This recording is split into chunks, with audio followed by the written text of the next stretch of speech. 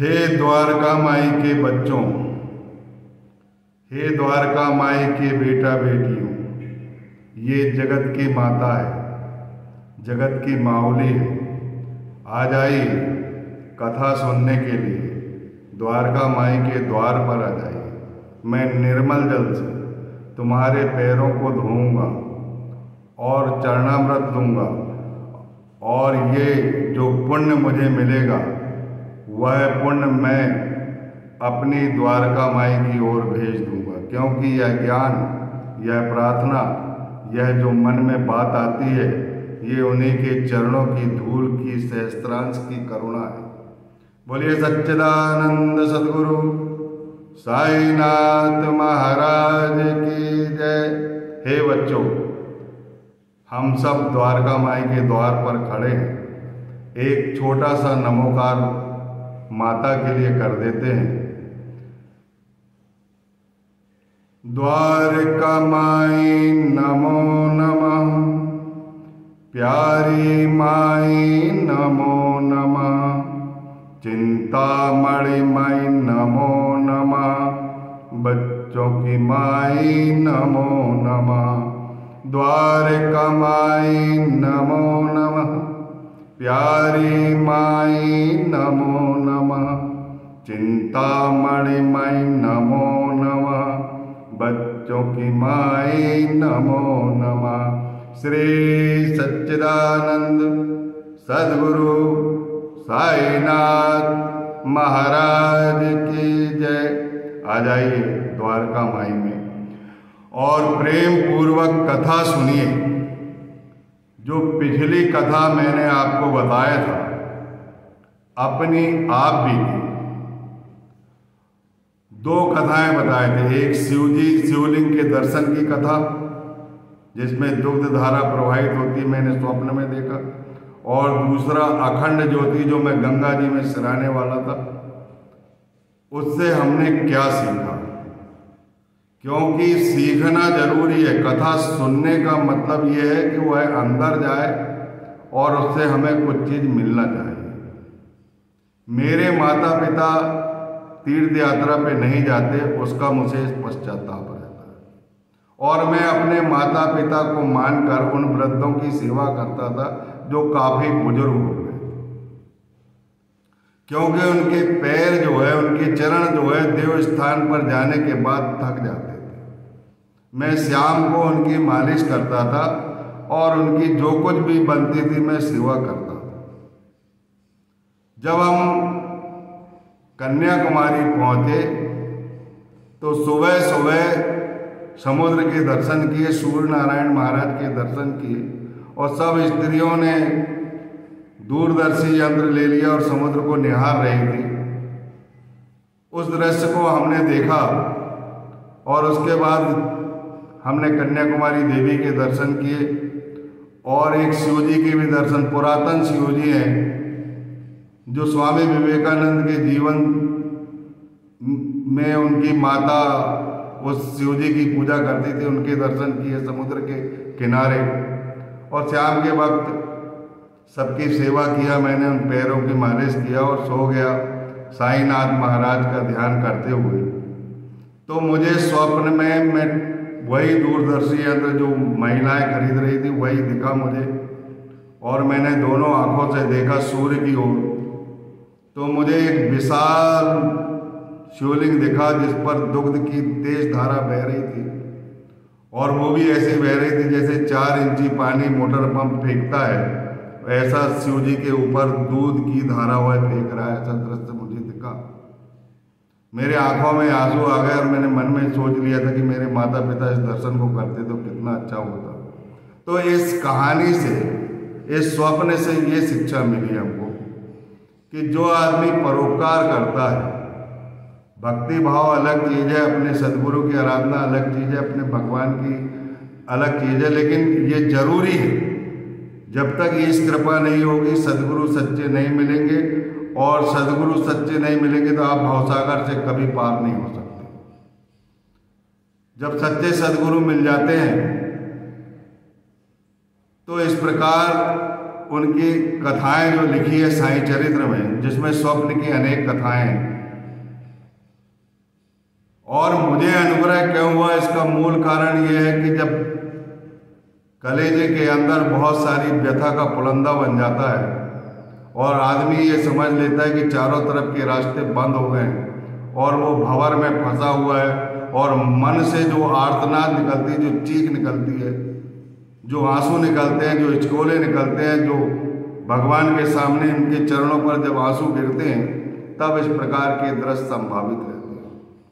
पर मुझे ये स्वप्न क्यों आए, इसका मूल कारण ये है कि मैं ऐसे ही व्यथा वेदना में फंसा हुआ था और साईं चरित्र का मैंने अध्ययन किया। मेरे कई पन्नों पर आंसू टपके हैं, कई पन्नों में आंसुपात हुआ है, कई जगह मैंने अपने आंसुओं की बूंदों से साईनाथ महाराज के चरणों का अभिषेक भी किया है।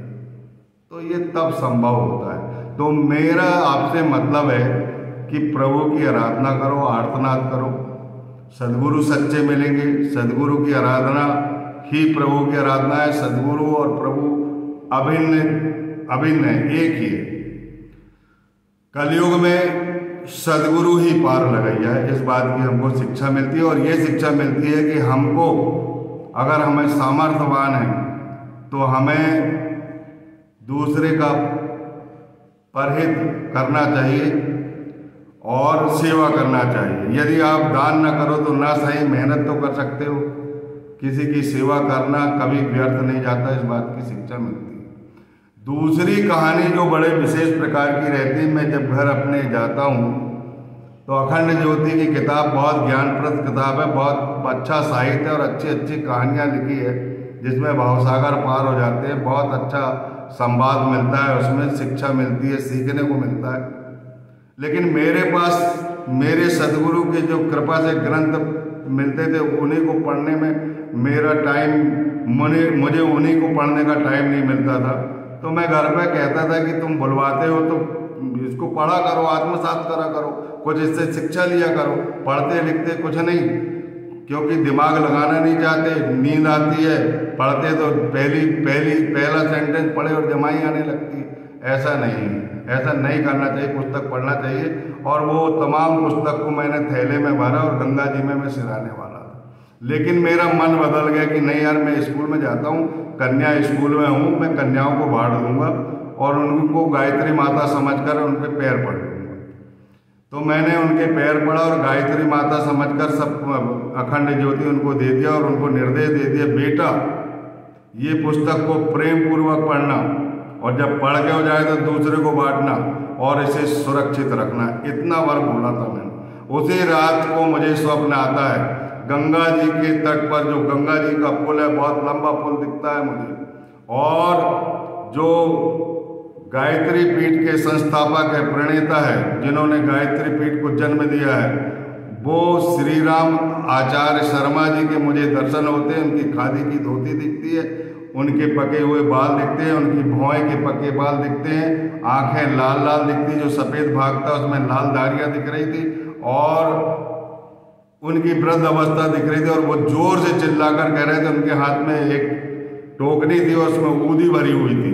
वो कह रहे थे कि ये मेरी तप, मेरी साधना के यज्ञ की ऊदी है, मैं ऐसे गंगा जी में सिरा रहा हूँ, और जिस भक्तजन को लेना चाहते हैं इस ऊदी को ले लें।